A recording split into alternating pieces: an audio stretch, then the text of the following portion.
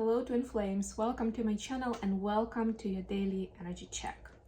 Today we're gonna do a classic check-in, and of course we'll start with an oracle card for each of the twin collectives. Today I've got the Oracle of the Fairies, this beautiful deck. Let's start with it, let's see where it's gonna take us, and then we'll jump straight into the reading itself. I hope you guys are doing great. Hope you are having a wonderful week and you're excited about the eclipse season that's fast approaching. I will be doing a separate reading, of course. I also want to do eclipse messages for each zodiac sign on my other channel, Mindful Bamboo. So most likely I'll record it over the weekend, post it on Monday morning, something like that. So definitely make sure to check that out. And best of all, just subscribe to the channel so that you get the updates as they come in. I will be posting more on the channel I will be doing clips from my show as well. I think it makes more sense to post it there because they're not twin flame specific.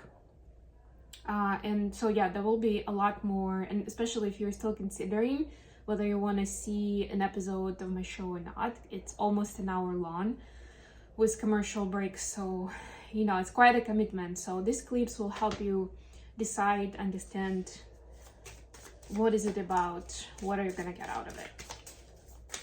Okay, so for divine feminines we have purity. Always trust in the purity of your heart. Look inside your heart, and within it you will find the answer to your question. Your heart is pure, that's why it knows.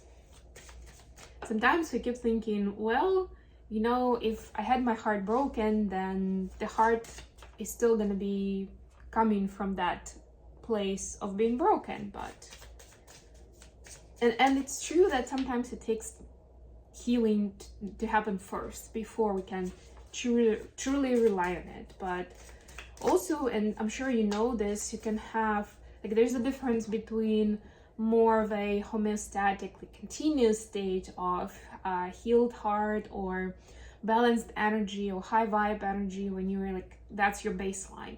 And there's also a temporary effect, maybe after meditation, after a ritual with a healer, after a therapy session, right? When your vibration is elevated, you're in a more balanced space, you're more connected to your heart. And it works just as well. So if you know you're going through tough times and objectively right now your baseline is not looking great, at least you can use that connection to your heart in order to really listen, to really understand the message and the decision you're supposed to make in those moments of elevated vibration. Work with what you have, you know, and be kind to yourself. Ask for help. This is to the masculines, by the way. Angels are celestial beings who protect everyone, and the fairies say now is the time for you to ask for angelic assistance. Divine masculines, you're not alone, even if your feminine is not with you. There are your guides, there is your higher power, there are, you know, it doesn't have to be angels, obviously, depending on your belief system. Whatever that higher power is that you can call onto. But you know what's interesting, that in every religion, in every belief system, there's still rituals for how you do that. So there's no really, I mean, yes, they can also be proactive and help you out that way, but if you want to make sure, obviously you don't want to just rely on good luck or whether they decided to be around at this point in time or not, right? You can be proactive, and that's always encouraged and appreciated and celebrated. When you perform a ritual, or at least you know, you call on them in a meditation, in a prayer, you are first of all acknowledging their existence, their importance, their power, the blessing of their existence. And then when you're actively asking for support, for help with whatever it is you need support with, then it's almost like a keyword, you know, that just unlocks the password, that unlocks that collaboration for them. Because we still have free will, right? And in this way, you're expressing that this is your free will now for them to intervene and help out. Page of Swords. Yeah, the words are powerful. However, we speak about ourselves and our situation, and how do we choose to call on to help. All right. Queen of Swords. Yes, again, communication. Be firm and truthful in your communication. It's very important at this time for both twins. Look at that. We're starting off with major arcanas again for divine feminines. I mean, I've been saying this for a few days now, maybe even weeks, of this huge transformation that's coming into divine feminine space, right? And how much of that divine intervention is happening, right? So big changes. We've seen tower moments, you know, revelations, big time healing of past patterns, even past life patterns, right? And look at this. This is freedom. This is freeing yourself up. This is realizing also that you're not alone, you know, that it's all about perspective, and you can always rely on yourself, and there are people around you who you can rely on, and there are your guides and your higher power that you can rely on, right? Just need to trust that whenever you're falling, that they will catch you. Beautiful. Oh, look at that. This is the jackpot of a reading this far. Now, spoiler alert, I saw Five of Pentacles again for the masculine. Sorry. But we're headed in the right direction. So deep down, masculines know, this is energy space, right? Deep down, masculines know that when they choose, when they make a kind and loving choice, opportunities just reel in, and blessings and financial abundance, you know, but it's not as simple. It seems like, you know, we're taught from childhood that through fairy tales, through textbooks, through different kinds of stories, through TV shows, that we're supposed to do good, to be a good person, to be kind, to show love, right? And it seems easy on the surface, like very, like there's no technique to it, right? Like you just go and do it, right? And then because of our ego, of course, it's not even remotely as simple. And the more trauma you have experienced, the harder it may be to do.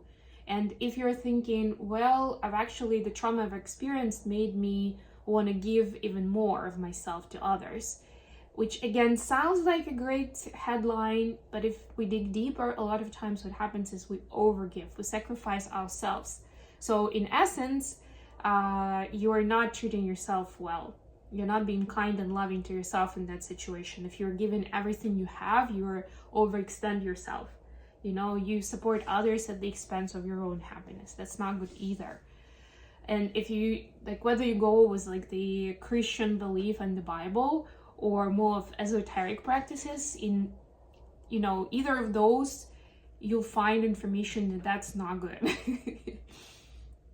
So there is some teaching that needs to be done. And yeah, sometimes life teaches us through specific experiences, through people that we meet, right? Or even the trauma and exhaustion that we experience. At some point, it's like, okay, not doing that again, right? So divine masculines have learned an important lesson in the last cycle about this. And they understand they never really saw this connection before.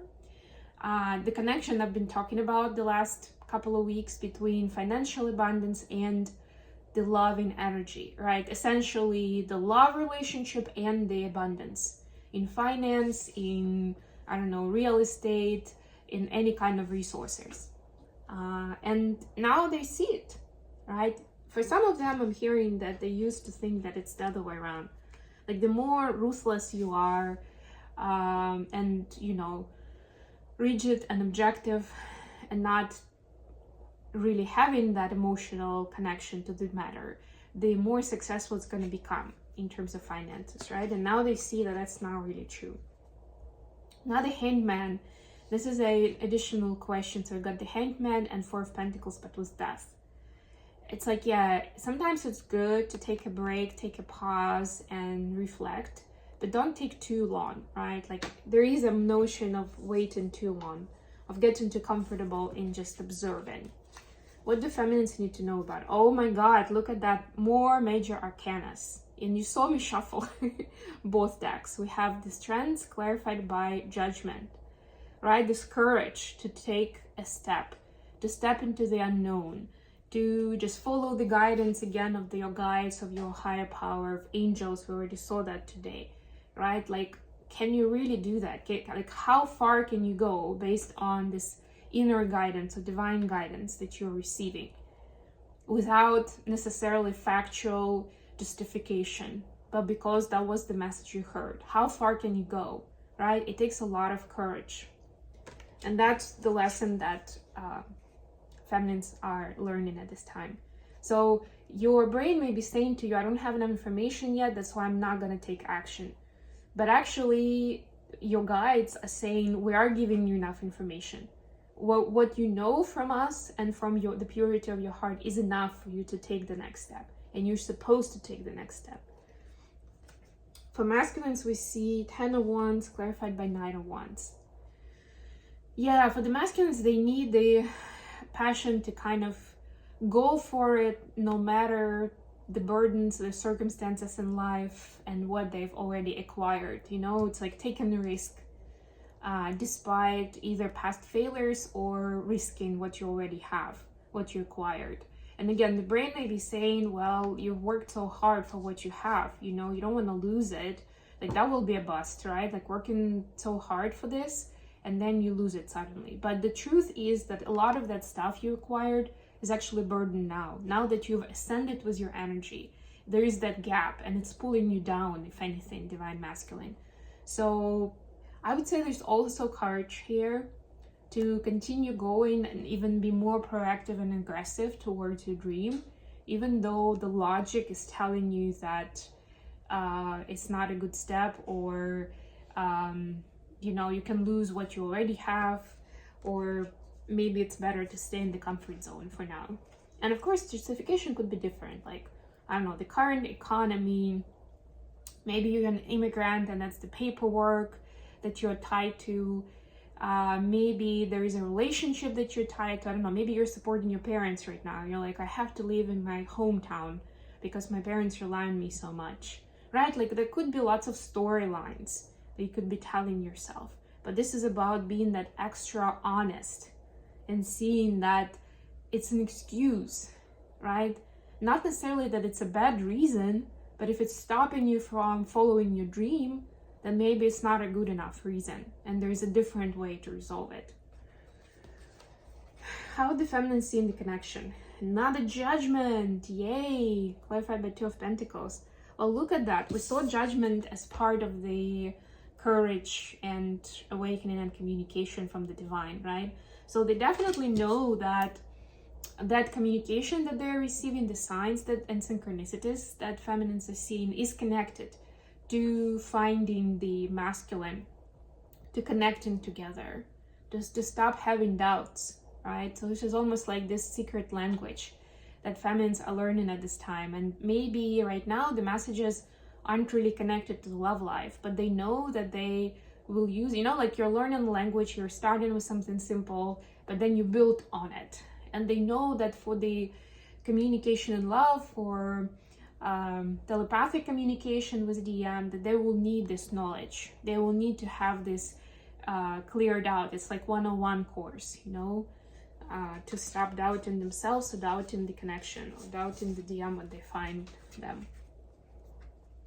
How the masculine see in the connection? We see the Queen of Wands clarified by 5 of Pentacles. So we saw that the masculine was shown here as the Knight of Wands. So definitely they see that there is still a gap in maturity, in the wisdom between them and the feminine. The feminine they see is like basking in this energy of light and passion and drive of like, I know who I am and where I'm going. Masculine's not quite there yet. And they're sad because of this gap. It makes them feel even more lonely, you know, where they don't necessarily feel like they are an equal match, that they have something to bring to the table, right? That's the energy they're working through right now. And again, as soon as we silence As soon as we quiet the brain, our energy and our heart, of course, connects to it, and we get inspired. And that's where masculine should be headed, with this. But the ego keeps comparing, keeps that competitive journey, and not to mention that masculine energy just inherently, from like many generations and centuries, wants to be on top, wants to be stronger, wants to be somehow better, so that they have an upper hand in their relationship with the feminine. So I'm not saying that masculines necessarily want the same, but they're discovering how this is different now, why those urges that they have aren't necessarily healthy or in alignment, and aren't going to bring them closer to the feminine, right? So right now they feel quite far from the feminine, let's put it that way. But there is another cycle of ego death that's about to happen. So good luck with that, divine masculine. Don't forget to ask for help. I will leave it here. Thank you so much for joining me today, guys. I love you all. And don't forget, by the way, to like the video and subscribe to my channel. And until next time,